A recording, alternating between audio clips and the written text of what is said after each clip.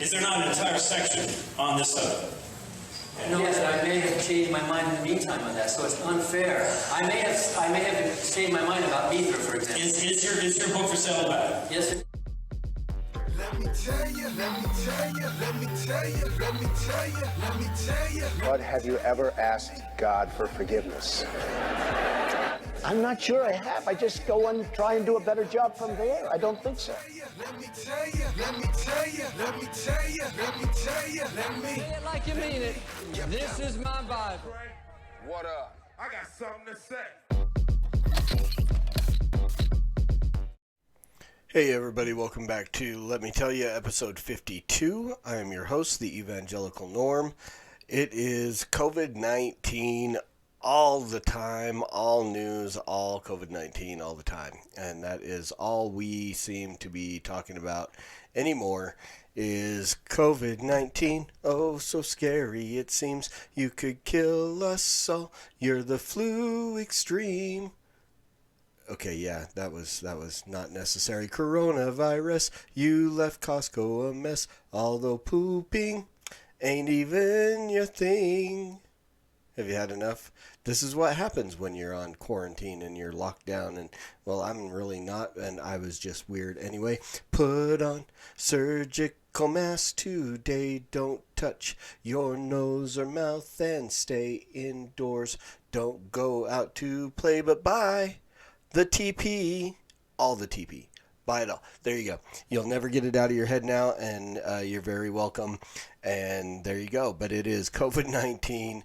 That's all we have to talk about, really. Apparently, there still is a presidential election coming up, but nobody seems to care anymore. Basically, Bernie Sanders might as well win because we're essentially descending into socialism at this point, and empty shelves, no bread, no toilet paper. See, I never knew that socialism was supposed to take away all our toilet paper. I knew we were going to have bread lines, but I didn't realize we were going to have like fist fights for toilet paper. So here's the thing. I mean, if you've been watching the podcast for the last couple of days, let me scoot over here. I feel like I'm just way too far away. There we go. A little more in the center of the screen. Not that anybody cared. So if you've been watching the podcast for the last couple of weeks, you know I made fun of all the people who were going out and buying up all the toilet paper and kept talking about how, we had plenty. So again, I have 5 ladies that live in the house, 4 of which are potty trained. My 3-year-old daughter uses way more toilet paper than any human being needs, but she hasn't been taught yet. So we're working on it. We always have plenty of toilet paper, but then next thing you know, we were down to like 3 rolls and nowhere to buy any. And I suddenly felt bad for making fun of all those people who stocked up because we didn't. But there you go. And it doesn't even have anything to do with like needing toilet paper. Doesn't look like, in many of the places I've been to, it doesn't look like the vitamin C aisle's been touched. But all the toilet paper is gone. Now, I'm glad everybody bought out all the hand sanitizer. That's a good idea. Yeah, presidential election. It's Bernie and Biden. We'll see. There actually was some primaries and people actually went out and voted. I think Bernie overwhelmingly won. I honestly didn't even look. Haven't paid a whole lot of attention. I've had other things going on. So as you notice, I was a day late. I did some traveling over the weekend. That was fun. So I flew to Colorado Friday night to perform a funeral for my wife's cousin, which was an interesting thing in and of itself because the funeral home was only letting so many people in. Everybody had to be spread out 6 feet apart. Of course, that was the intention. Everybody sat in the first couple of rows all together. Pretty much there were some people sat on this side, a few people sat way in the back. But for the most part, there was no social distancing. It was a funeral. People wanted to be able to hug each other. And yeah, great. We did. And it was fine. We live streamed it. First time I've ever live streamed. I've recorded one sermon in the past. Didn't never played it anywhere. I have it on a DVD somewhere. And I wanted to record it, I think, for the person that it was recorded for, or the wife of the guy I did the funeral for, but never gave it to her. So now I'm just getting off track. So we live streamed the funeral, but before I even landed in Colorado Springs, I got an email. So I fly out Friday night, fly from Salt Lake City to Denver, Denver to Colorado Springs. Before I get to Colorado Springs, I get an email that my flight from Springs back to Denver on Sunday has been canceled. So I'm like, great, this is fantastic. So I get to the rental car counter and I say, hey, look, let's change my rental car. Instead of bringing it back here to Colorado Springs, I'm just going to drive it to Denver and fly out of Denver. Next day, I get an email that they've rescheduled my flight from Colorado Springs to Denver and pushed my flight back in Denver a little bit. So I wasn't going to have to drive all the way to Denver, but I was going to get home a little later. By the way, Sunday was my birthday. I did not want to spend the whole day traveling. So, and then within a few hours, I get another email that flight from Colorado Springs had been canceled. So, good news, long story short, too late. I drove to Denver, got there really early, was able to get on the original flight, got home earlier than I would have, and got to spend at least 6 hours of my birthday with my wife, daughter, mother-in-law, and sister-in-law, and people in my home. So it was not too bad. But this is happening all over. We had a plan to go to Arizona. By the way, Dusty, I won't be able to come on to Reformed Dads that weekend unless something changes because our flights got canceled. And this is happening all over the place. Airlines are canceling flights. And I don't know if it's just that nobody's traveling. We still were, right? I mean, again, and really a little bit of the attitude has changed, but not really. I'm still under the attitude that we are making, the media, everybody is making far more out of this than needs to be made. And here again, this is where the comments come. You're so callous. You don't care. You hate old people, Norm. People, yes, this is, no matter how much social distancing, no matter how much quarantining we do, is quarantining a word? It is now. However much we do of that, this is still going to run its course. People are still going to die. Once we come out of our homes and start going back to our regular everyday lives, the virus is going to begin to spread again. It's not just going to die. Maybe it slows down through the warmer months, through the spring, summer, and then starts up again in the fall when the temperatures cool down. Until we get an actual vaccine and can mass produce it enough to take care of everything, which is like 4 years down the road, the greatest estimates are, this is going to run its course. So, and here's the thing, social distancing, wash your hands. This is what is necessary. The 6 feet apart. Okay, be well, save lives. And here's where we come down to the choice that we're faced with. The government is faced with. Americans are faced with. Do we fall on the side of saving lives? Which, yes, we want to. We want to save lives. We don't want to see people die, even though they're going to die anyway. Or the other option is we tank the economy.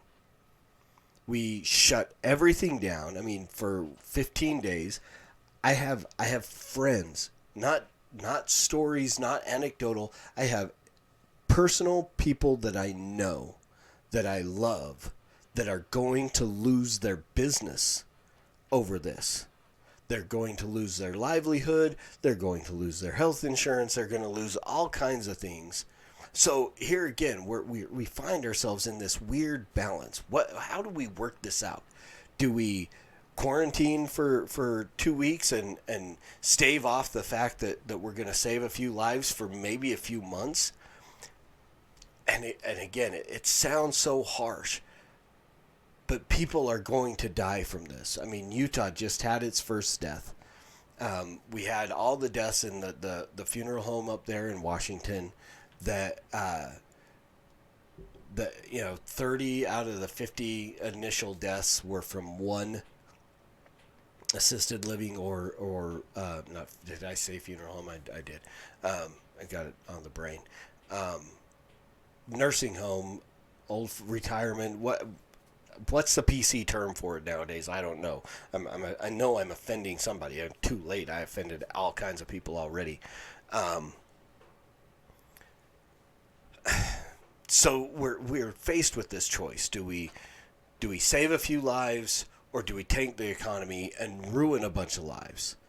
We're already seeing in Italy where they're, socialized medicine, single payer medicine, where they're determining who gets to live and who gets to die, who gets the respirators, the younger people, not the older people, because the younger people have you ever gone through those thought experiments? And when we did foster care in Colorado, we had to go through these things, and one of the things was they give you a list of people on a boat or whatever, and it's going to sink, and you can only save like 6 of them.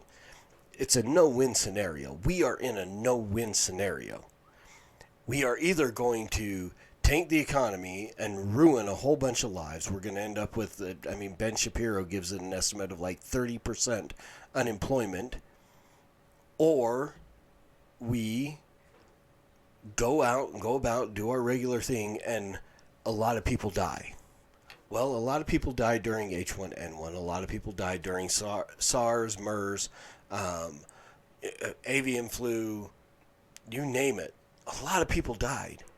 There's no way around the fact that people are going to die from this.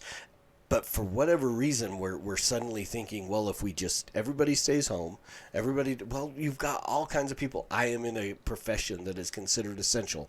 I don't get to stay home, whether I wanted to or not. The only way I get to stay home is if I get the coronavirus.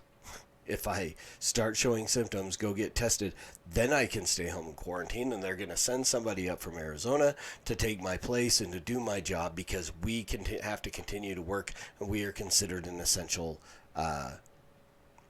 profession, pest control. Bugs don't care about the coronavirus, neither do rats and things like that. So I find myself frustrated looking at this and going, well, what's the happy medium? Where is the happy medium? Which should have been from the beginning the happy medium, and this is my opinion. And send your hate mail to evangelicalnorm@gmail.com. I'll take it and delete it just like I do everything else. Not that I get a whole lot of hate mail. There's like 7 of you that are going to listen to this today, and I appreciate the 7 of you who are listening to this today. Believe me, I appreciate you guys. Share it with your friends. It's controversial. They're going to love it. They may hate you if you like me, unless you tell them that you hate me, and then maybe they'll like you. But so here is what should have happened in my mind. Now, mind you, I have some experience in the medical field. I've worked as a medic in the Army, worked in hospitals for 10 years. So by no means am I an expert, but I'm not a know nothing about any of this either. If initially we had just said, those of you who are immunocompromised, older people, respiratory issues, stay home. We'll help you out. We'll make sure you're taken care of. Even if we had to, get some sick leave or whatever we had to do for them, you guys stay home. Then let everybody else go out. This is apparently what South Korea or somebody did.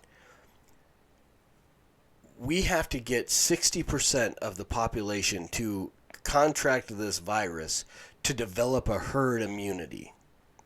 Well, it's not happening. It's going to have to happen.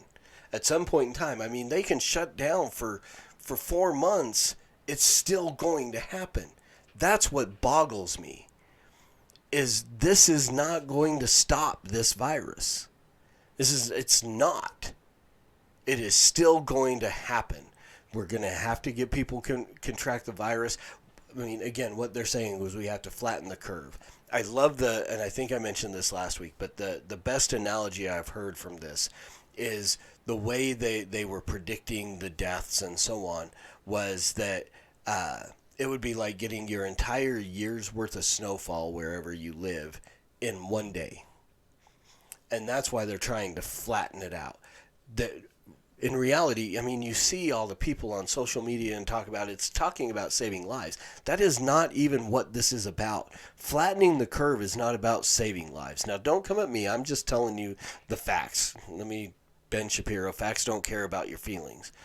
This is not about saving lives. It's about prolonging to where it doesn't overwhelm the medical community, to where it doesn't overwhelm our capacity for ventilators and beds and so on. Ultimately, what I think it's coming down to is we don't want our medical system to look bad. So we're going to lock everybody in place. We're going to tank the economy so that instead of having a whole bunch of deaths, maybe, and I mean the greatest estimate is like 2 million American deaths, which is horrible. Don't hear me saying I don't care about people dying, because I do. But people die every day. 150 people die. 150,000 people die every day. Right? Of different things. But what they're doing is trying to prolong it. So these deaths happen over a longer period of time and not in just a few short weeks. They don't want to overwhelm the medical community. They don't want to make our medical system look bad.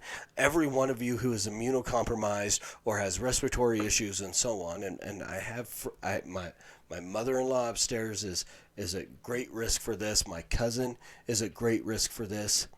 The thing is sooner or later they're going to have to let us out of our homes. Sooner or later they're going to have to open up the restaurants again. Sooner or later they're going to have to, they don't have to put sports back in, but the NBA and the NCAA and NASCAR and football, NFL, everything's going to come back.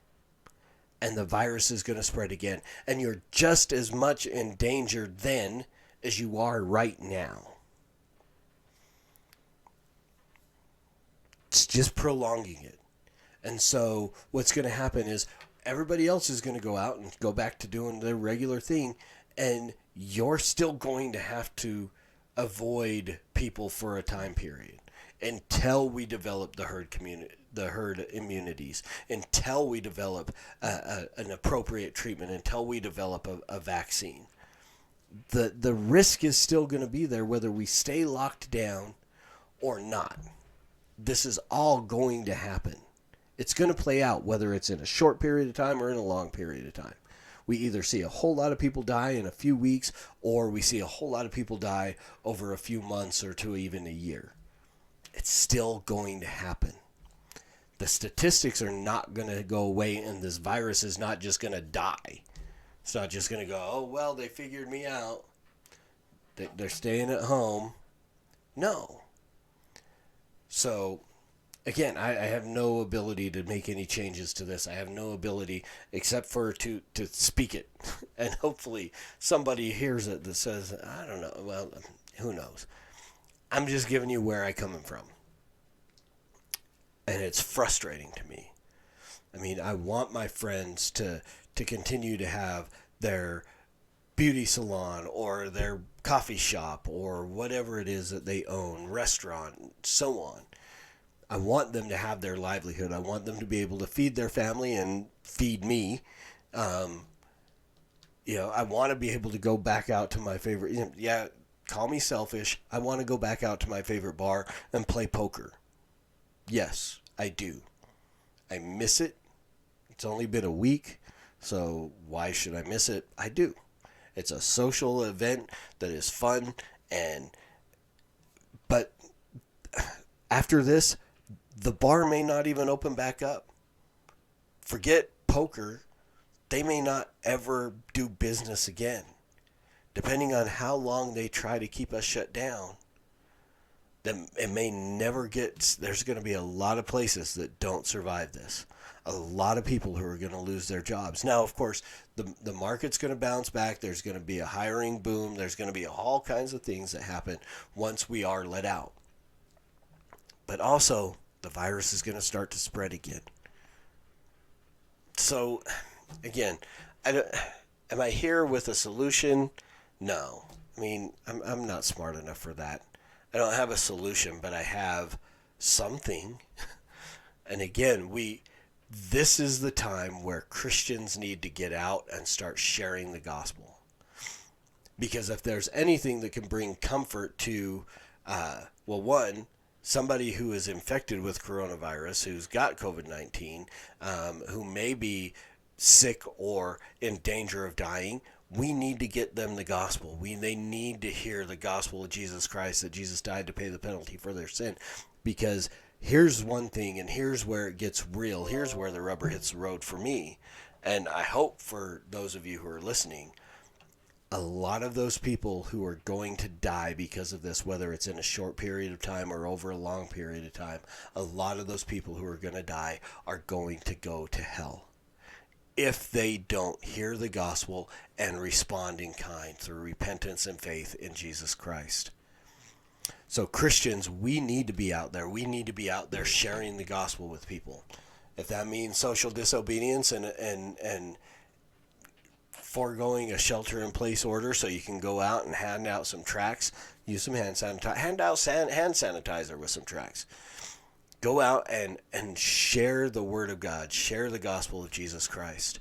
We need to do that. That's going to bring, for those who may be dying, they need to hear it. For those who are losing loved ones, it's the only thing that can bring comfort. For those who are losing their businesses, it's what's going to bring comfort is the gospel, to know that somebody, I can't remember, Wade Orsini, I think Wade posted earlier today, something that if I lose my job, I still have Jesus. If I lose my home, I still have Jesus. If I lose my health, I still have Jesus. If I die, I still have Jesus.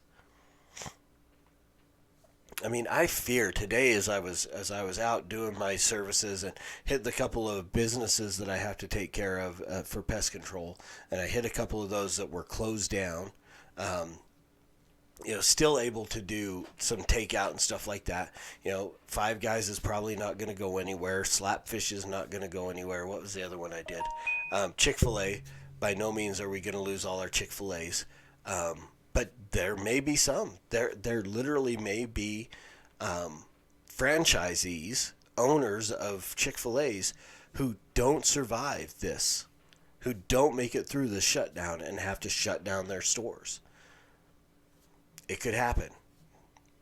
We're still going to have a lot of them, but still. I was thinking about people who are in those situations, who own, not a big, franchise, big name restaurant, but just own their little bitty mom and pop place, Pepito's down on 25th Street, Kraft Burger, Warren's, Dillon's. I mean, there's a bunch of them around here where I live, but it's a small thing. And what happens if they don't survive? What happens if they don't make it through this shutdown? I mean, it's happened in the past. My concern was suicide. How many people are going to lose everything during this time of shutdown and just turn around and put an end to it? It's a real possibility. So now we're in the place, and now, Norm, now you're comparing suicide to death. You hate everybody. No, I love everybody. I would love to see this done differently, to where people don't have to lose their livelihoods, where there's not the risk of somebody killing themselves because he can no longer provide for his family and he feels like a failure. I mean, if you want real talk, this is real talk. But for that guy, he needs the gospel because he needs to understand that that's not the end. But for a lot of people without Christ, without anything to give them hope, that's the end. And they're thinking the easier way out. I mean, I've stared at stacks of bills. I've always had some hope, So I've never looked at that, but I know that that's one cause of suicide among people who take their own lives is financial ruin, financial devastation. This could cause that. So, I mean, I don't know. Preach the gospel. I mean, that's all I got. That's all I got. You know, I mean, other than the gospel of Jesus Christ, which is always a win. Sharing the gospel of Jesus, Mark Cahill said it best. Three possibilities if you share the gospel of Jesus. Either person's going to respond in kind, repent, put their faith and trust, and be saved, or they're going to reject it, and God is going to receive glory from the punishment for those sins and being a perfect judge, or the seed is going to be planted and have the possibility of somebody else coming along and watering and allowing God to give the increase. Right? So no matter what, it's winning, winning, winning. In the midst of a no-win situation, we either kill the economy or we let a bunch of people die really fast. That's kind of the spot that we're in, right? And in that situation, the only place where we can find true hope is in the gospel of Jesus Christ.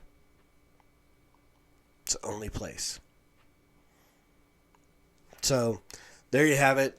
Either I really hate old people, or I really am just selfish and I want a beer and a full house.